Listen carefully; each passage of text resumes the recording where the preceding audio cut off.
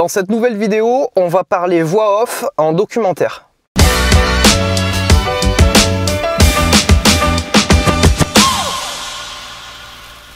Alors si c'est pas déjà fait, je t'invite à t'abonner à cette chaîne YouTube si tu veux continuer de recevoir des petits conseils comme ceux que tu as déjà reçus la semaine dernière en bagnole. N'oublie pas la petite cloche aussi, ça te permettra d'être au courant directement dès qu'elles sortent. Et puis voilà, on va parler des voix off aujourd'hui. Pourquoi? Parce qu'en documentaire et dans plein de types de projets audiovisuels, c'est quand même un élément important. La voix off qui permet de commenter ou de raconter l'histoire, d'apporter des éléments que les scènes live n'apportent pas forcément, ou alors de les dire de manière un peu plus sympa, un peu plus écrite. Par contre, c'est vrai qu'on a un peu l'habitude de dire un peu en coulisses que la voix off c'est un peu le pansement, et c'est un peu le cache-misère quoi. Pourquoi je dis ça? La voix off c'est quelque chose de facile à faire. Ça s'écrit, on peut faire dire ce qu'on veut à des images avec une voix off. Donc quelque part, ça veut aussi dire qu'on peut se permettre plus de choses qui sont pas forcément la réalité par rapport à une scène où là par contre la réalité se déroule sous nos yeux, même si un réalisateur arrivera toujours à faire dire ce qu'il veut à des images au tournage. Mais en tout cas c'est vrai qu'il y a moins ce sentiment là de je peux détourner complètement le propos si la scène se déroule naturellement sous nos yeux, si elle a été tournée et du coup elle est montrée telle qu'elle. Dans le documentaire on aime beaucoup ça, on aime beaucoup les scènes qui sont montrées telles quelles. Les séquences live, c'est un petit peu ça qu'on appelle les séquences live. C'est des séquences où finalement ça vit tout seul, la séquence vit d'elle-même. Parce qu'il se passe des choses à l'intérieur, il y a deux personnages qui discutent entre eux, tout d'un coup il y a une émotion parce que il y a des révélations qui sont faites d'un personnage à un autre, ou enfin voilà, il peut y avoir plein de situations différentes. Un interview, ça fait partie aussi des séquences live. Une action filmée dans son ensemble et montrée telle qu'elle, sans trop de fioritures, de musique ou de montage même. Des fois tout peut se passer dans un seul et même plan séquence. C'est des séquences live. Là on sait qu'il n'y a pas possibilité vraiment de tricher parce que on voit les choses telles qu'elles sont. En tout cas telles que le réalisateur nous les montre. Voilà, donc il y a moins ce sentiment là. Alors que finalement en mettant une musique, 4 plans qui s'enchaînent et une voix off, là on peut avoir le doute, on peut se dire bon ils ont mis ça en voix off, ils ont dit ça, en fait on peut vraiment faire dire ce qu'on veut à une voix off. Le jeu c'est un petit peu en montage de docu d'essayer d'en faire le moins possible de voix off et de faire vivre au maximum les séquences. Il y a un peu plus cette impression de réel, cette impression de on me berne pas et on montre la réalité telle qu'elle est. Voilà, parce qu'elle n'est pas commentée cette réalité. Dès le moment où il y a un commentaire, ça veut dire qu'elle est soumise un petit peu à la subjectivité de quelqu'un. Et tu me diras, cette impression elle est aussi même sur une séquence live parce qu'on peut filmer de différentes manières et ça peut vouloir dire plein de choses différentes. Mais on est à un degré un peu moindre de ce sentiment là.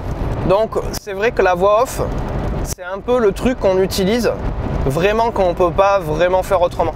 Si on voit qu'on n'a pas les éléments, on va dire bon écoute tant pis, on va faire là, on va le dire en voix off, le personnage nous le dit pas ou alors il nous le dit mal. C'est vrai que des fois voilà, la voix off elle peut aussi aider à sauver ça, un personnage qui parle mal, qui parle pas en tout cas sur la bonne tonalité, en tout cas la tonalité qu'on aimerait amener à une séquence. C'est vrai que d'avoir une voix off, ça peut être utile. Moi il m'est arrivé plusieurs fois de devoir choisir entre cette séquence live ou alors est-ce que cette séquence live ce serait pas mieux du coup de la commenter en voix off. Et des fois j'ai choisi la voix off. Pourquoi? Parce que le protagoniste qui était là et qui nous expliquait tel ou tel truc, il te raconte un truc qui normalement serait super poignant, super émouvant, mais il le fait froidement, il n'y a pas d'émotion. Et du coup là peut-être que c'est le moment où tu te dis une voix off bien écrite avec les mots justes, le ton un peu émouvant, enfin tout ce qu'il faut pour arriver à amener un peu d'émotion, peut-être que ça marcherait mieux. On aurait plus d'empathie peut-être que ce personnage là qui est un peu détaché du sujet Enfin, ou en tout cas qui donne pas l'impression qu'il est vraiment dedans, quoi. Et c'est dommage parce qu'en fait, ben, peut-être que pour aider le message, ce serait bien qu'à un moment donné, on puisse s'attacher à quelqu'un qui nous en parle. Si on n'y arrive pas, peut-être que c'est un choix que de faire dire les choses en voix off de manière bien écrite, bien propre, et que ça sera plus efficace. Autre chose, un personnage peut te parler pendant 3 minutes d'un truc que tu peux résumer en quelques secondes de voix off bien écrite. Donc c'est vraiment les deux cas, enfin il y a ces deux cas-là où la voix off peut se révéler indispensable.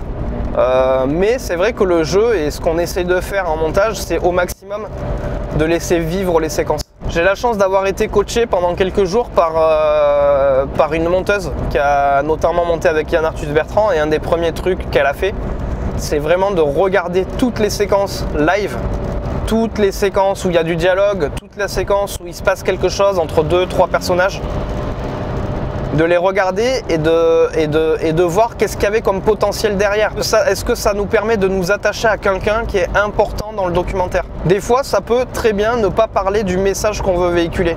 Par contre, ça peut aider à nous attacher à quelqu'un qui, lui, va être encore plus puissant sur toute la durée du documentaire pour nous parler du thème du documentaire en question. Donc des fois, ça peut aider d'avoir ces séquences live au lieu d'avoir une bête voix off tout le long qui nous raconte l'histoire.